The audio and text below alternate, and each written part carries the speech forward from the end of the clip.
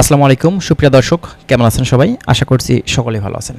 আজকে আমি এমন একটি দেশ সম্পর্কে আপনাদের মাঝে কিছু তথ্য দিব, কিছু আলোচনা করব। বিশেষ করে আমি মালয়েশিয়ার সাথে কম্পেয়ার করার চেষ্টা করব। বর্তমান সময়ে যারা এখন মালয়েশিয়ার কলিং ভিসাতে ঢুকতে চাচ্ছেন, আপনারা এই 2026 সালে এই সময় এসে মালয়েশিয়ার কলিং ভিসাতে নতুন করে যে খুলছে, আপনারা কি কলিং ভিসাতে মালয়েশিয়াতে যাবেন নাকি আফ্রিকা মহাদেশের ছোট্ট একটি কান্ট্রি, দেশটা হচ্ছে মরিশাস, চারিপাশে সমুদ্র, ছোট্ট একটি দেশ। এই দেশটাতে আপনারা যদি ম্যাপ দেখেন তাহলে বুঝতে পারবেন। ইউটিউবে বিভিন্ন ভিডিও আছে এই দেশ সম্পর্কে, আপনারা কিন্তু দেখতে পারেন। আজকে আমরা মরিশাস এবং মালয়েশিয়ার বর্তমান এখন সর্বশেষ দুইটা দেশের কম্পেয়ার করে কোন দেশটা আপনাদের জন্য বেস্ট হতে পারে এই 2026 সালে এসে, কোন দেশটাতে গিয়ে আপনি থেকে খেয়ে মানে শান্তিতে সেখানে বসবাস করতে পারবেন, নিজের ফ্যামিলিতে টাকা পয়সাগুলো পাঠাতে পারবেন। আজকের ভিডিওটি আপনারা দেখলে সম্পূর্ণভাবে কিন্তু বুঝতে পারবেন। দীর্ঘদিন ধরে বিভিন্ন সিন্ডিকেট, বিভিন্ন প্রতারণা, বিভিন্ন জায়গাতে কিন্তু ঘুরেছেন। তো এই দেশটাতে আপনারা যদি ট্রাই করেন, এক্ষেত্রে আমি মনে করি যদি মাধ্যমটা ভালো হয়ে থাকে, ইনশাল্লাহ আপনি সেখানে গিয়ে কিন্তু মালয়েশিয়ার থেকে ভালো ইনকাম আপনি করতে পারবেন। আজকের ভিডিওটি আপনারা সম্পূর্ণ দেখবেন। বিস্তারিত বিষয় সম্পর্কে আপনারা কিন্তু একটা সঠিক ধারণা বা তথ্য কিন্তু এই ভিডিও থেকে পেয়ে যাবেন। চলুন কথা বেশি না বাড়িয়ে মূল ভিডিওটি আমরা স্টার্ট করি। ফার্স্ট অফ অল আমরা মালয়েশিয়ার কলিং ভিসার সর্বশেষ পরিস্থিতি কী আছে সেটা বলি, তারপরে আপনার মরিশাসের বিষয় নিয়ে আমরা কথা বলবো। প্রথমত আপনাদেরকে বলি, দেখেন মালয়েশিয়াতে দীর্ঘদিন ধরে কলিং ভিসা বন্ধ থাকার কারণে দীর্ঘদিন আসলে আমরা কিন্তু অপেক্ষায় ছিলাম যে ভিসাটা আসলে কবে নাগাদ খুলবে। তবে শেষ পর্যায়ে এখন কিন্তু মালয়েশিয়ার কলিং ভিসা হয়তো মানে খোলার দ্বার প্রান্তে, খুব শীঘ্রই ওপেন করে দিবে। ঠিক আছে, এখন পর্যন্ত কিন্তু ডেট ফাইনাল হয়নি কবে থেকে মেডিকেলটা স্টার্ট হচ্ছে। এবং এই দেশটাতে বর্তমান পরিস্থিতি আসলে যাচাই বাছাই করলে আসলে সেখানে যারা অবৈধভাবে আছে তারা কিন্তু সেখানে কাজ পাচ্ছে না, অনেকেই সেখানে কাজ করলে সঠিকভাবে স্যালারি পাচ্ছে না। যারা বৈধ উপায়ে আছে তাদের কিন্তু অনেক সময় আপনার কাজের সমস্যা, স্যালারির সমস্যা, থাকা খাওয়ার কিন্তু অনেক সমস্যা কিন্তু অনেকে কিন্তু ফেস করে থাকে। অবৈধ কর্মী কিন্তু মালয়েশিয়াতে অনেক বেশি। বর্তমান সময়ে না, আগে থেকে কিন্তু মালয়েশিয়ার ক্ষেত্রে প্রচুর পরিমাণে সিন্ডিকেট, দালাল, প্রতারণা, বিভিন্ন ধরনের সমস্যা আমরা কিন্তু দেখে থাকি। মালয়েশিয়াতে প্রচুর বাংলাদেশি সেখানে আছে, বিধায় কিন্তু সুযোগ সুবিধাটাও কিন্তু বাংলাদেশিরা কম পেয়ে থাকে। ঠিক আছে, তো এটা বর্তমান এখন মালয়েশিয়ার পরিস্থিতি। এবং দ্বিতীয়ত আমরা যে দ্বিতীয় দেশ নিয়ে কথা বলবো সেটা হচ্ছে মরিশাস।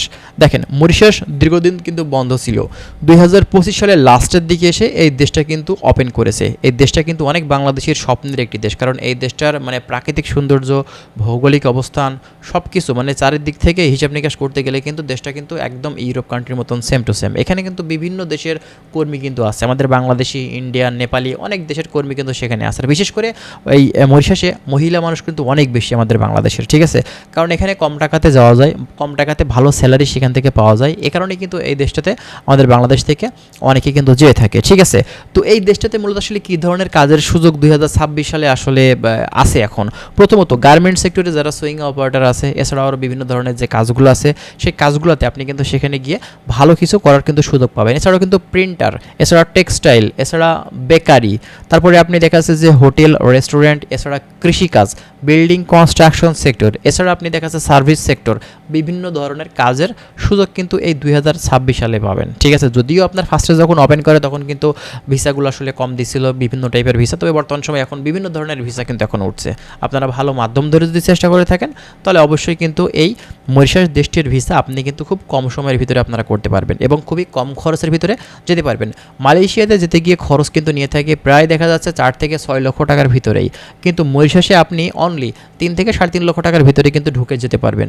মরিশাসের আরেকটা ভালো দিক সেটা হচ্ছে এখানকার যে বেসিক স্যালারি সেটা হচ্ছে 17,800 রুপি, যেটা ভালো একটা অ্যামাউন্ট। আপনারা যদি মরিশাসের যে রুপিটা বাংলাদেশি টাকাতে কনভার্ট যদি করে থাকেন তাহলে কিন্তু আপনারা বুঝতে পারবেন যে স্যালারিটা আসলে কোন জায়গায় গিয়ে দাঁড়াচ্ছে।